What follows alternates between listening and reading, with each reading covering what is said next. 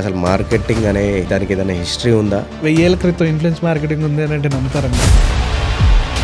అప్పట్లో మార్కెటింగ్ ఎలా చేసేవాళ్ళు? దండోరా ఒకటి బ్యాచ్ వాళ్ళు వచ్చి నాటకాలు వేసేవాళ్ళు. రామాయణం కానీ మహాభారతం కానీ వీళ్ళందరూ వచ్చి మనం ఎలా అడ్వర్టైజ్ చేసుకోవాలి? మీ టార్గెట్ ఆడియన్స్ ఫస్ట్ ఎవరు? సెలబ్రిటీస్ని టార్గెట్ చేస్తున్నారా, లేదా కార్పొరేట్స్ని టార్గెట్ చేస్తున్నారా, యూత్ని టార్గెట్ చేస్తున్నారా? ఇవేమి చేయకుండా మీరు డైరెక్ట్గా నేను షాప్ ఓపెన్ చేసేస్తాను, నా దగ్గర కస్టమర్స్ వచ్చేస్తారు అనేది బిజినెస్ స్టార్ట్ చేసిన ఏ మార్కెట్లో మనం ఎలా లీడ్ చేయాలంటే మీ టార్గెట్ ఆడియన్స్ ఎవరు? బ్రైడల్లా, పోతే కార్పొరేట్సా, లేకపోతే జనరల్ పీపులా? ఇన్స్టాగ్రామ్ లో హైపులు చూస్తారనమాట.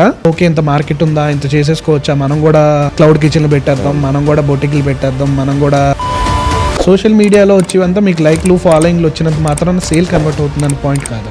చాలా వరకు టార్గెట్ బేస్డే ఉంటుంది. చాలా మంది ఇబ్బంది పడతారని చెప్పేసి, అంటే పొద్దున్న లేస్తే వెళ్తే వాడు మార్కెట్ ఇక్కడ నుంచి ఎటు వెళ్ళిపోతారో తెలియదు.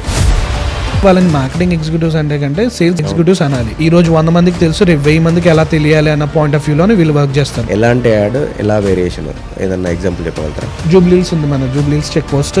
అక్కడ మీకు అపోలో మొత్తం బ్రాండింగ్ ఉంటుంది. ఎందుకు వాడు జూబ్లీహిల్స్ లోనే తీసుకున్నాడు? సింక్రోని రాయదుర్గం అని వాడు ఎందుకు పెట్టుకున్నాడు? సింక్రోని అనేది అసలు సాఫ్ట్వేర్ కంపెనీ, అసలు సంబంధం లేదు. అంటే అట్లా కొనుక్కోవచ్చు.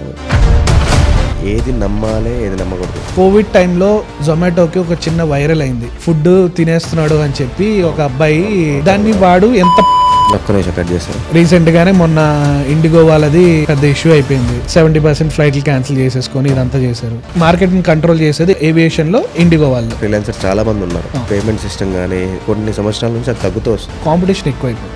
దానికి రీజన్ ఏమై ఉంటుంది? యూత్ కి ఏం నేర్చుకోవాలి ఏంటి అనేది ఒక క్లారిటీ తెలియట్లేదు. నాకు నేను ఫ్రీలాన్స్ సెగ్మెంట్ లో కానీ లేకపోతే జాబ్ సెగ్మెంట్ లో కానీ క్రియేటివ్ సెగ్మెంట్ అన్నాను. వాడు ఎంతసేపు వాడి కోర్సులో కూడా ఏం నేర్పిస్తారు? పెళ్లి సీడీలు ఎలా కట్ చేయాలి, ఒక బ్రాండ్ యాడ్ ఎలా తీయాలో, ఎవరైనా ఎలా కట్ చేయాలో ఎవరికైనా తెలుసా? ఇవన్నీ నేర్చుకుంటేనే కదా నీకు పని ఇస్తాడు ఎవడైనా సరే.